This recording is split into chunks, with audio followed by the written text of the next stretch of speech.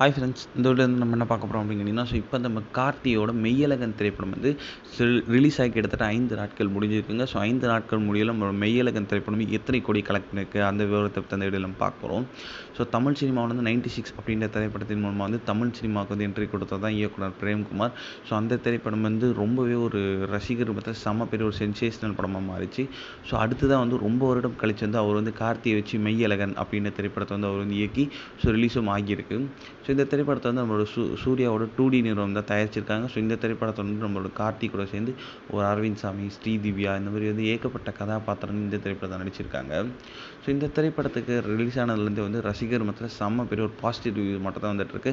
அதாவது ரொம்ப நாளுக்கு அப்புறம் வந்து ஒரு ஃபீல் குட் மூவி வந்து ரிலீஸ் ஆகிருக்கு அப்படின்றத வந்து பப்ளிக் ரிவ்யூ வந்து சொல்லிட்டு இருந்தாங்க. இதனால் வந்து இந்த திரைப்படம் வந்து ரொம்பவே சில சீன்ஸில் வந்து ரொம்ப போர் அடிக்குது. படம் ரொம்ப நீளமாக இருக்குது அப்படின்னு சொன்ன ரசிகர்களுக்காகவே வந்து படக்குழுவினர் வந்து செம்ம பெரிய ஒரு அதிரடி முடிவு எடுத்தாங்க. அதாவது நம்மளோட திரைப்படத்துலேருந்து வந்து ஒரு 16 நிமிஷ காட்சிகள் வந்து அவங்க வந்து நீக்கியிருந்தாங்க. இது வந்து ரசிகர்களுக்கு வந்து இதுக்கப்புறம் வந்து படம் வந்து இன்னும் கொஞ்சம் நல்லாயிருக்கும் அப்படின்றதுனால வந்து முதல் நாள்லேருந்து இந்த திரைப்படத்துக்கு ஒரு நல்ல ஒரு வரவேற்பு தான் பெற்றிருந்துச்சு.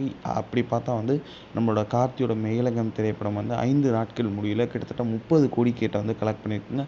இது வந்து செம்ம பெரிய ஒரு பாசிட்டிவ் அப்படின்னு கண்டிப்பாக சொல்லிடணும். போகும் நாட்களில் எத்தனை கோடி கலெக்ட் பண்ணுது அப்படின்னு நம்ம வெயிட் பண்ணி தான் பார்க்கணும்.